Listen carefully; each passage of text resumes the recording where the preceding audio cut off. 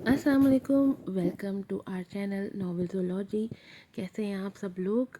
लेकर आई हूँ नॉवल कल्ब फरिबिंदा की एपिसोड नंबर 23। लास्ट एपिसोड में आपने देखा था कि अर्निका छोड़ के चली गई है अल्तान को, और अब देखते हैं कि स्टोरी कहाँ कैसे आगे बढ़ती है। जल्दी से चैनल को सब्सक्राइब कर दें, वीडियो को लाइक कीजिएगा, शेयर कीजिएगा, रिव्यूज़ दीजिएगा, बेल आइकन को ज़रूर प्रेस कीजिएगा ताकि तमाम एपिसोड की नोटिफिकेशंस आपको वक्त पर मिल सकें। बढ़ते हैं अपनी एपिसोड की तरफ। नॉवल कल्ब फरिबिंदा एपिसोड नंबर 23। अनिका बीबी नहीं आई। उन दोनों के अंदर दाखिल होते ही बुआ की कमज़ोर निगाहों ने अनिका के लिए नजरें दौड़ाई थी। अल्तान के चेहरे पे ज़ख्मी मुस्कुराहट आई थी, जबकि आज़ान मुस्कुराने लगा। आपका पोता आज़ान, अल्तान ने कहा था। अरे बुआ की जान, और उन्होंने आगे बढ़ के अजान का चेहरा चूमा था। डिनर जल्दी अरेंज करें बुआ, आज मैं और मेरा बेटा साथ में डिनर करेंगे। अजान का कंधा थपथपाते अल्तान ने कहा था, और आज़ान मुस्कुरा दिया था। बिल्कुल डैड, चलो तब तक तुम्हारा रूम दिखा देता हूँ। वो आज़ान को लिए सीढ़ियाँ चढ़ने लगा। आज़ान मुस्कुरा दिया था। मुझे आपका और माम का रूम देखना है पहले। अल्तान ने धड़कते दिल के साथ उस कमरे की तरफ देखा था। लम्हे में जुड़ी वहाँ से बहुत सी यादें आंखों के सामने आन ठहरी थी, जबकि आज़ान उस कमरे की तरफ बढ़ा था और अल्तान के लिए कदम उठाना भारी लग रहा था। वाह, कितना प्यारा है आप दोनों का रूम। वो हर चीज़ देख रहा था और कह रहा था, साथ साथ, जबकि अल्तान लब भींचे उसे सुन रहा था। आप मॉम से क्यों इतना नाराज़ हो गए थे डैड कि अलग होना पड़ा एक दूसरे से। वो मुड़ के अब सवालिया नज़रों से अल्तान को देख रहा था, जबकि अल्तान की आंखों में हैरानी थी। इतना छोटा सा बच्चा क्या क्या बातें कर रहा है। मॉम बता रही थी कि उनकी बेजा जिद पे आप उनसे नाराज़ हुए थे। मॉम इतनी ज़िद्दी तो नहीं है जितना वो कहती रहती हैं कि मैं बहुत ज़िद्दी हूँ। क्या अब भी आप मॉम से उनकी ज़िद के लिए नाराज़ हैं। बट डैड, मॉम बहुत अच्छी हैं। आप मिले भी नहीं मॉम से। मॉम आपसे बहुत मोहब्बत करती हैं। शी ऑलवेज यूज़ टू से कि हमेशा अपने डैड जैसा बनने की कोशिश करो, उनकी तरह strong, well mannered, loving and caring. अल्तान हैरत से उसके लफ्ज़ को सुन रहा था। अनिका ने हमेशा आज़ान को अपने डैड से मोहब्बत और इज़्ज़त करना सिखाया, यहाँ तक कि सारा इल्ज़ाम भी खुद पे ले लिया था ताकि आज़ान कभी अपने डैड से नफरत ना करे। इस काबिल नफरत इंसान का सारा इल्ज़ाम भी खुद पे ले लिया। उसकी आंखें नम हुई थी जब दरवाजे पे दस्तक हुई। सर, डिनर इज़ रेडी, नगीन मुस्कुरा के कह रही थी। हम आ रहे हैं। नगीन मुस्कुरा के चली गई थी, जबकि अल्तान अपने बेटे को देखने लगा। लेट्स गो डैड, मुझे बेहद भूख लगी है। अजान कहता उसका हाथ थाम चुका था, जबकि अल्तान ने उसे बाहों में उठा लिया था और कदम बाहर की तरफ बढ़ाए थे। इतनी सी उम्र में आप बहुत बड़ी बड़ी बातें नहीं करने लगे। अजान हंसने लगा। नीचे उतारे डैड। बिल्कुल भी नहीं। अल्तान ने उसे मजीद गोद में भींच लिया था। क्या क्या हो तुम मरने का। सरापा मोहब्बत, मेरी इतनी बेवफाइयों के बाद भी, इतनी बेअतनाई के बाद भी हमेशा अपनी मोहब्बत से मुझे संवारा, मुझे अपना कर्जदार बना दिया है तुमने। अनिका, कैसे चुका पाऊंगा मैं ये कर्ज, कैसे। और अब तो एक और कर्ज का भी इजाफा हुआ है।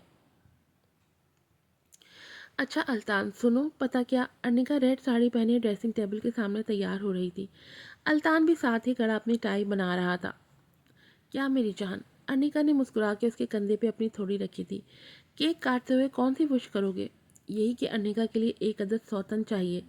अल्तान के लब शरारती अंदाज में मुस्कुरा रहे थे जब अनिका ने उसे भरपूर घूरी दी थी।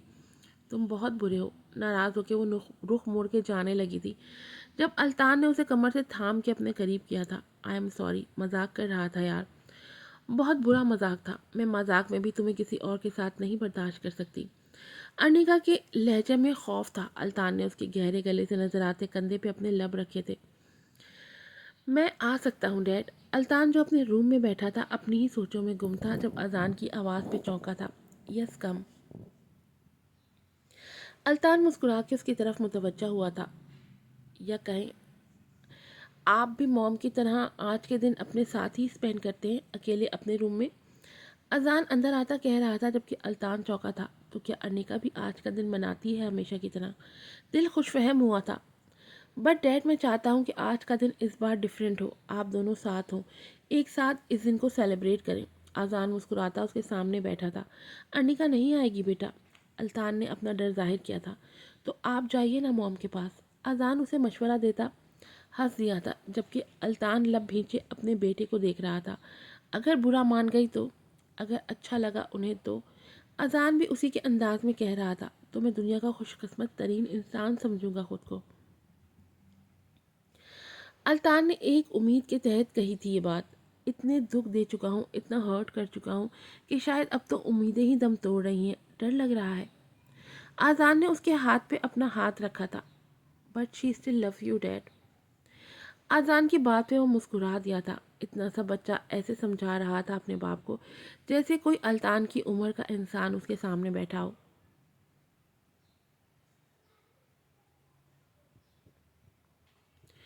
روم کا دروازہ ارنیکا نے کھولا، لیکن سامنے الطان کو پھولوں کے بکے کے ساتھ دیکھ کے اس کی آنکھوں میں حیرت در آئی تھی۔ Happy wedding anniversary Mrs Arnika Altan. وہ مسکرا رہا تھا۔ اندر آ سکتا ہوں؟ وہ پوچھ رہا تھا اور ارنیکا سائڈ پہ ہو گئی تھی۔ بکے اس نے سائڈ ٹیبل پہ رکھ دیا تھا۔ الطان مسکراتے چہرے کے ساتھ اسے ہی دیکھ رہا تھا، جبکہ ارنیکا نے نظریں چرائی تھی۔ یاد آتی تھی تم بہت مجھے، ہر وہ لمحہ جو ہمارا ساتھ میں گزرا۔ ایسے لگتا کبھی کبھی جیسے انہی لمحوں میں ٹھہر سا گیا ہوں میں ارنیکا، جیسے آگے بڑھ نہیں پا رہا، اور ان لمحوں میں ٹھہرنا اور جینا اچھا لگتا ہے مجھے، کیونکہ تمہاری محبت آج بھی میرے وجود میں بسیرا کیے ہوئے ہے۔ ارنیکا خاموشی سے اسے سن رہی تھی، جبکہ وہ گہری نظروں سے اس کا جائزہ لے رہا تھا۔ تم کچھ نہیں بولو گی ارنیکا؟ ارنیکا چونکی تھی۔ میں؟ لیکن آج اس لمحے، اتنے سال بعد، جدائی کے لمحے جو بیت گئے تھے اور دونوں ایک دوسرے کے مقابل تھے، پھر بھی ارنیکا ساکت تھی، دل ساکت تھا۔ اس لمحے وہ تڑپ نہیں تھی، وہ چاہ نہیں تھی، دل جیسے ہر احساس سے آ رہی تھا۔ وہ بار بار کوشش کر رہی تھی کچھ محسوس کرنے کی، لیکن اتنا ہی اس کا وجود ہر احساس سے عاری ہوتا جا رہا تھا۔ اسے اپنے کندھوں پہ الطان کے ہاتھوں کا لمس محسوس ہوا تو چونک گئی تھی۔ وہ اس کے قریب کھڑا اس کی آنکھوں میں دیکھ رہا تھا۔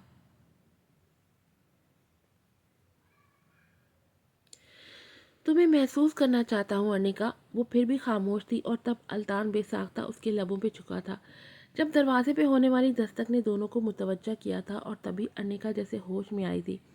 بے ساختہ 2 قدم پیچھے ہوئی تھی۔ میں دیکھ لوں، کہہ کے وہ دروازے کی طرف بڑھی تھی، لیکن سامنے ایک خوبصورت عورت کو دیکھ کے وہ چونکی تھی۔ یس، ابھی میں نے الطان کو یہاں آتے دیکھا تھا، وہ ارنیکا کو کہہ رہی تھی، اور پھر الطان پیچھے کھڑا۔ الطان پہ نظر پڑی تھی۔ میں تمہیں سرپرائز دینے کا سوچ رہی تھی، لندن سے آ کے تم نے خود ہی مجھے سرپرائز دے دیا، وہ مسکراتے ہوئے کہہ رہی تھی، جبکہ کسی انہونی کے احساس سے ارنیکا کا دل ڈوبا تھا۔ آپ کون؟ میں صنم، الطان کی وائف ہوں۔ اور ارنیکا نے بے حد اچانک پیچھے مڑ کے الطان کو دیکھا تھا۔ جسم جیسے زلزلوں کی زد میں آیا تھا، آنکھیں حیرت اور بے یقینی سے بھری ہوئی تھی۔ الطان لب بھینچے اسے دیکھ رہا تھا۔ ارنیکا، میں؟ اور ارنیکا نے پیچھے قدم لیے تھے، دروازے سے نکل چکی تھی جب صنم اس کے قریب آئی تھی۔ یہ ارنیکا تھی، تمہاری فرسٹ وائف؟ اوہ، اور وہ خاموش رہا تھا۔ شادی جسموں کی بھوک مٹانے کے لیے نہیں ہوتی، احترام اور محبت اس رشتے کا پہلا باب ہوتا ہے۔ تم اپنے سال ضائع کر رہی ہو، خود کو ضائع کر رہی ہو ارنیکا۔ آگے جا کے کہیں ایسا نہ ہو تمہیں اپنے سب گزرے لمحوں کا حساب دینا مشکل لگنے لگے۔ وہ دیوار کا سہارا لیے چل رہی تھی، قدم لڑکھڑا رہے تھے، آنکھیں بار بار دھندلا رہی تھیں، دل گہری کھائی میں گر رہا تھا، اور وہ خود جیسے دھول سی جم گئی تھی اس کے وجود پہ، گلے میں جیسے غبار سا بڑھ رہا تھا۔ میں صنم ہوں، الطان کی وائف، بار بار اس جملے کی تکرار تھی۔ ان گزرے ماہوں سال میں تمہاری محبت نے جیسے میرے وجود کو اپنا اسیر کر لیا ہے۔ مرد کے کتنے روپ ہیں، الطان جیسے مرد کے کون سے روپ کو سچ مان لیں؟ وہ جو محبت کا رونا روتا ہے، لیکن جسم کی بھوک ہر دوسری عورت سے مٹاتا ہے۔ وہ جو محبت کے قصیدے پڑھتا ہے، لیکن طلب اسے ہر دوسری عورت کے جسم سے ہوتی ہے۔ وہ جو محبت کو اپنی ہی بیوی کے لیے گالی بنا چکا ہے۔ میں محبت میں خود غرض ہوں ارنیکا، مجھے اپنی محبت کا بھرم رکھنا منظور ہے، لیکن دوسری عورت سے میں اپنے جسم کی بھوک ہی مٹا سکتا ہوں، اور مجھے جسموں کی بھوک نہیں، مجھے روح کی طلب ہے جو میری محبت کو اسیر ہو، مکمل اسیر۔ بابک کے الفاظ یاد آئے تھے اسے۔ عمارت سے باہر نکل کے کھلی فضا میں اس نے گہرے سانس لیے تھے۔ بھرم ٹوٹا تھا، یقین ٹوٹا تھا، محبت ٹوٹ گئی تھی۔ اب اسے یاد آ رہا تھا کہ کچھ لمحے پہلے الطان کے قریب آنے پہ اسے کچھ محسوس کیوں نہیں ہوا تھا، نہ تڑپ، نہ محبت، نہ بے چینی۔ شاید اس لیے کہ وہ رب بھی سوچ چکا تھا کہ اب اس لمحے سب ختم ہو رہا ہے، آریا پار ہونے والا ہے۔ ان 9 سالوں کے ضیاع کا احساس بہت تکلیف کا عمل ہوتا ہے، لیکن وہ مطمئن تھی کہ اتنے عرصے بعد بھی ان لمحوں میں وہ کمزور نہیں پڑی تھی، اس نے پیش قدمی نہیں کی تھی، وہ اس کے سینے سے لگ کے خود کو کمزور نہیں کر سکی تھی، مضبوط کھڑی تھی۔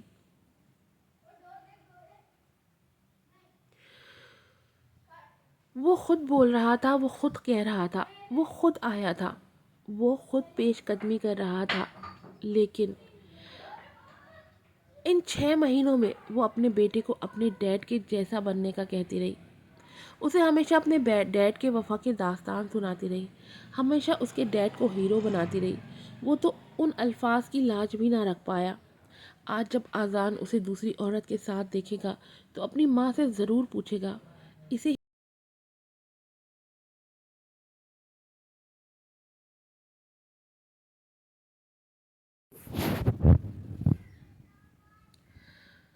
اسے ہیرو بنا رہی تھی آپ میرا، اس شخص کو۔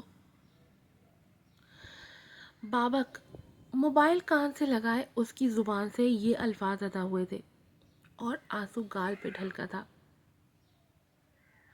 ارنیکا، وہ اس کے آواز کی نمی محسوس کر چکا تھا۔ میں آ رہا ہوں، تبھی اتنا ہی کہا تھا، کچھ سنے بنا، اور پھر وہ اس راہ پہ چل دیا تھا جس کی منزل صرف ارنیکا تھی، اور اب کہ وہ اپنی منزل کو کھونے نہیں دے گا، وہ سمیٹ لے گا اسے، اس کے بکھرے وجود کو۔ میں جانتا تھا اس شخص کو ارنیکا، لیکن میں چاہتا تھا تم خود دیکھ لو، بابک کہہ رہا تھا۔ ارنیکا اپنے سامنے بڑے پیپرز کو دیکھ رہی تھی جن پہ التان کے سائن تھے۔ تمہارا فیصلہ بہترین ہے ارنیکا، خود کو اس شخص سے بچا لیا تم نے۔ بابک اس کے ساکت وجود کو دیکھ رہا تھا۔ میں نے خود کو تو بچا لیا، لیکن آذان کو نہیں بچا پائی، وہ بکھر گیا ہے۔ اپنے آئیڈیل، اپنے ہیرو کا مجسمہ ٹوٹتے دیکھ کے ارنیکا کی آواز مدھم تھی، جسے سرگوشی میں بول رہی ہو۔ بابا خاموش ہی رہا، اس کی نظریں ارنیکا کے پیچھے کھڑے آذان پہ تھیں۔ جب آذان نے دھیرے سے ارنیکا کو ہگ کیا تھا اور اپنی تھوڑی اس کے کندھے پہ ٹکائی تھی۔ آپ نہ روئے موم۔ آذان اس کے قدموں میں جا کے بیٹھ گیا تھا۔ ارنیکا بھیگی آنکھوں سے اپنے بیٹے کو دیکھ رہی تھی۔ کیا ہوا ہے موم؟ ارنیکا نے آگے بڑھ کے اسے گلے سے لگایا تھا، وہ رو رہی تھی۔ آذان اپنے ڈیڈ پہ نہیں گیا، آذان تو اس کا پرتو تھا، آذان تو مکمل ارنیکا تھا۔ وہ شکل و صورت میں اپنے ڈیڈ پہ ضرور گیا تھا، لیکن اس کے سینے میں موجود اس کا دل ارنیکا کا دل تھا۔ بابک ان دونوں کو دیکھ رہا تھا، اس کے چہرے پہ مبہم مسکراہٹ تھی۔ 6 مہینے بعد وہ بوتیک میں تھی، لیکن عائشہ کو وہ کھوئی کھوئی سی ہی لگ رہی تھی۔ صبح سے وہ دیکھ رہی تھی کہ ارنیکا نہ جانے کتنی ہی دفعہ اپنا موبائل چیک کر چکی تھی۔ اس کی ہیزل آنکھوں میں بے چینی کروٹ لے رہی تھی، جبکہ ہر بار موبائل اسکرین کی طرف دیکھنے پہ وہ لب ضرور کاٹتی۔ عائشہ زیر لب مسکرانے لگی اور کچھ سوچتی وہ ارنیکا کے قریب آئی۔ کسی کی کال کا ویٹ ہے؟